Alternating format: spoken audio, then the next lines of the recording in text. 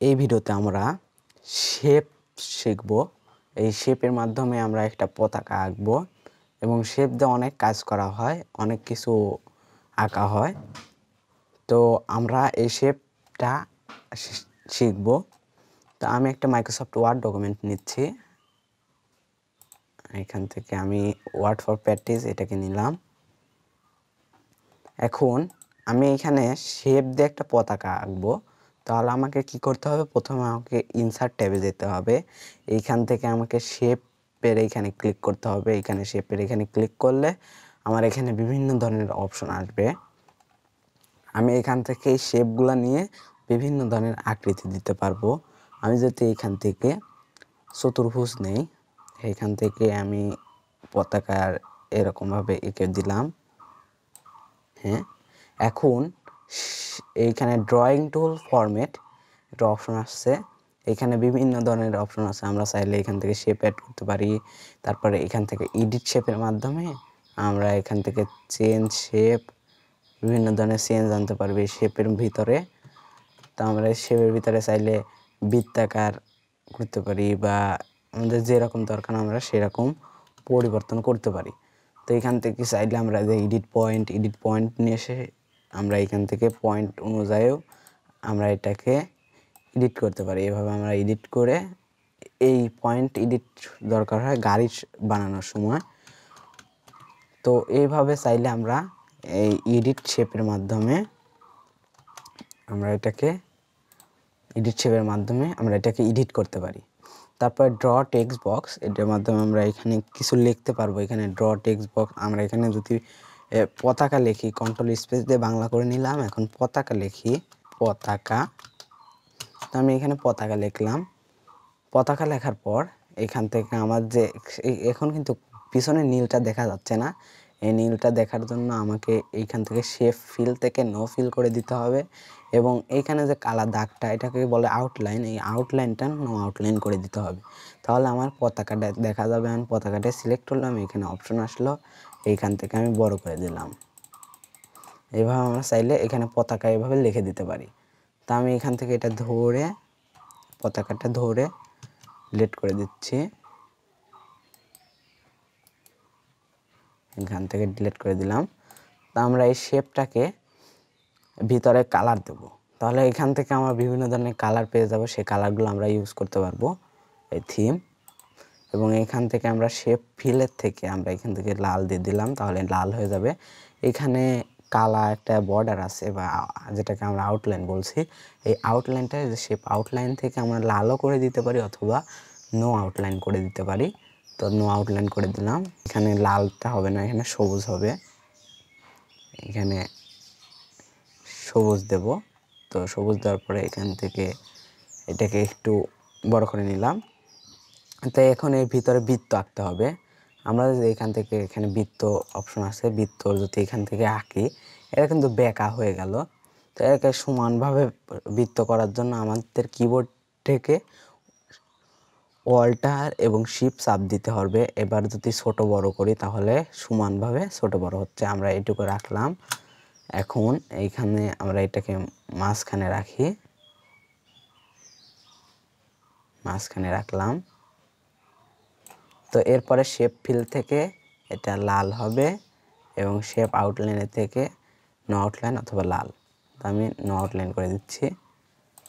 আমার চাইলে এটা রাখলাম। তো এরকম লাল রাখলাম। এখন এইখান থেকে একটা লাঠি দিতে হবে। তো এর জন্য আমাদের চতুর্ভুজ অপশনটা নিলাম। এখন এইখান থেকে আমাদের এইভাবে লাঠি এঁকে দিচ্ছি আমাদের যত দূর দরকার হয়। আমরা এই পর্যন্ত লাঠি আঁকলাম। তো এখন এটাকে একটা কালার দিয়ে দিচ্ছি। এই কালারটা দিয়ে দেই। তো এরকম কালার দিয়ে দিলাম। এখন এইটাকে আমরা একটা নিচ দিয়ে একটা টপ দেব। তো ফরম্যাটে গেলাম। এইখান থেকে চাইলে আবার আমরা যদি ফরম্যাটে না গিয়ে ইনসার্ট থেকে শেপে যাই, এখানে আমরা বিভিন্ন ধরনের অপশন পেয়ে যাব। এইখান থেকে টবের মতো যেটা এইটাতে নিলাম।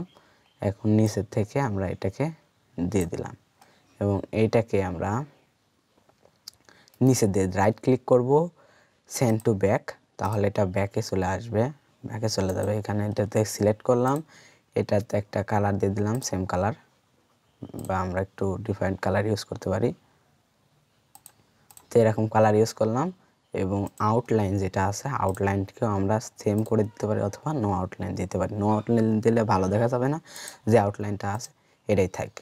তো আমরা চাইলে এইভাবে একটা পতাকা এঁকে ফেলতে পারি এবং এই পতাকা কিন্তু প্রত্যেকটা আলাদাভাবে লড়ানো যাচ্ছে। তো আমরা চাইলে কি করতে পারবো, কন্ট্রোল ধরে প্রত্যেকটা সিলেক্ট করব।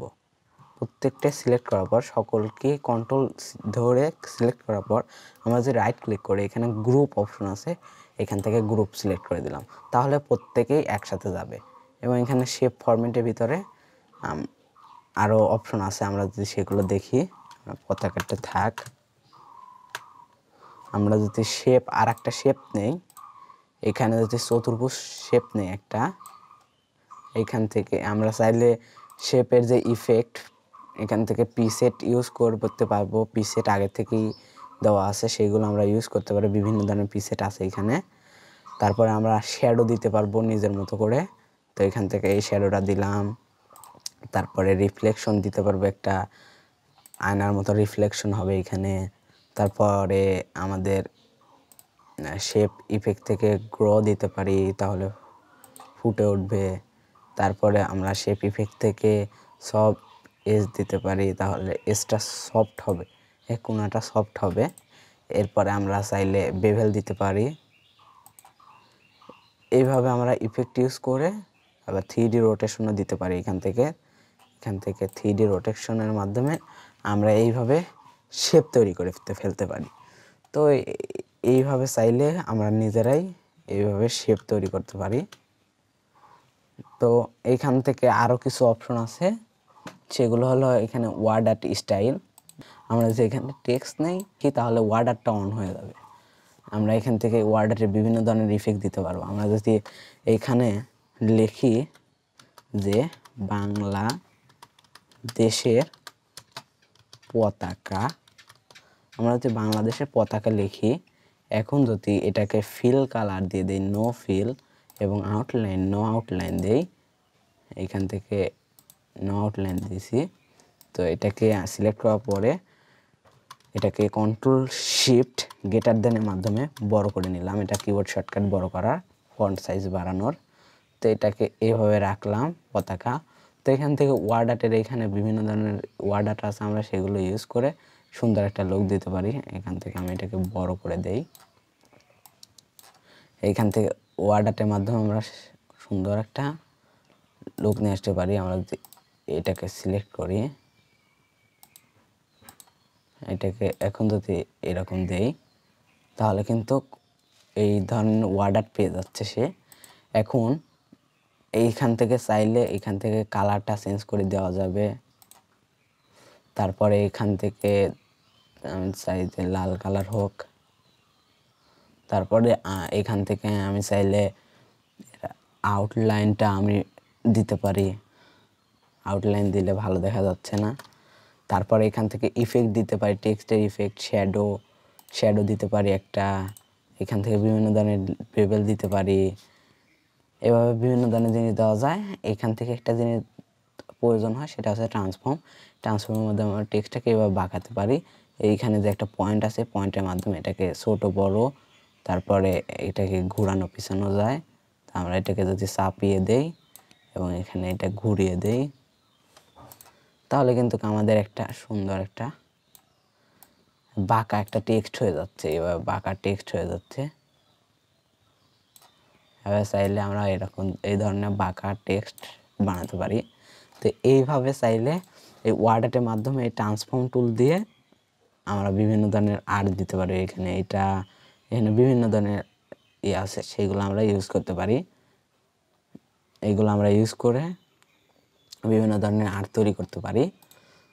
তারপরে আমরা এখান থেকে টেক্সটের ডাইরেকশনটা চেঞ্জ করে দিতে পারি। এখান থেকে যদি আমি ওয়ার্ড আর্টটা তুলে দেই, এইখান থেকে ট্রান্সফর্ম থেকে আগের মতো করে দিলাম। এখন এটাকে সোজা করে নেই এটার মাধ্যমে সোজা করে দিলাম, এটা ঘোরানোর অপশন। তো এখন এইখান থেকে আমরা চাইলে টেক্সট ডাইরেকশন আছে, টেক্সট ডাইরেকশনটাকে এদিকে করে দিতে পারি, তাহলে এদিকে হয়ে যাবে। আবার টেক্সট ডাইরেকশন এদিকেও করে দেওয়া যায় এবং আবার হরিজন্টাল করে দেওয়া যায় এবং অ্যালাইন করে দেওয়া যায় মিডল বরাবর, তাহলে মাঝখানে থাকবে। তারপরে বটম একবারে নিচে যাবে এবং টপ একবারে উপরে আসবে। তো এইভাবে চাইলে এখান থেকে পজিশন আমরা কন্ট্রোল করতে পারি, কোথায় থাকবে। এখান থেকে পজিশন দিতে পারি পেজ অনুযায়ী, আমাদের পেজ অনুযায়ী এটা হচ্ছে। তারপরে আমরা চাইলে র্যাপ টেক্সট বিভিন্ন ধরনের নড়ানোর সময় এটা দরকার হয়। তারপরে এখান থেকে আমরা যেটা দেখলাম যে এটাকে যদি ব্রিং ফরওয়ার্ড দেই তাহলে এটা উপরে আসবে। এখান থেকে ব্রিং ফন্ট মানে উপরে থাকবে, ব্রিং সেন্ড টু ব্যাকওয়ার্ড তাহলে পিছনে চলে যাবে, এটা পিছনে চলে গেল। আমরা সেন্ড টু ব্যাক এটাও দিতে পারি। এখান থেকে ক্লিক করে সেন্ড টু ফন্ট তাহলে সামনে চলে আসলো। তো এই ছিল হচ্ছে আমাদের যে শেপ, এই শেপ টুলের বিভিন্ন ধরনের অপশন।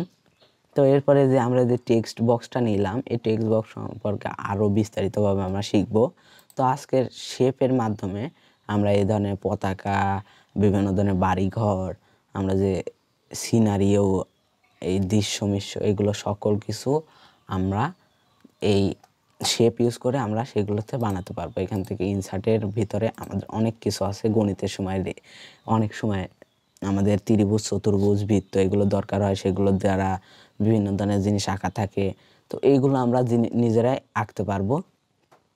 তো এখানে আমি একটা টেস্টের জন্য একটা রেখেছি, যে প্র্যাকটিসের জন্য আমরা সকলেই এই যে মানে এখানে যে ভাল্লুকের মাথা, এইটা আমরা আঁকার চেষ্টা করব।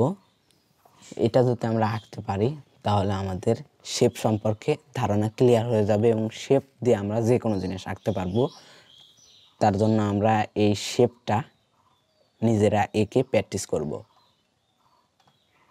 তো আজকের ভিডিও এই পর্যন্তই, দেখা হবে পরবর্তী ভিডিওতে।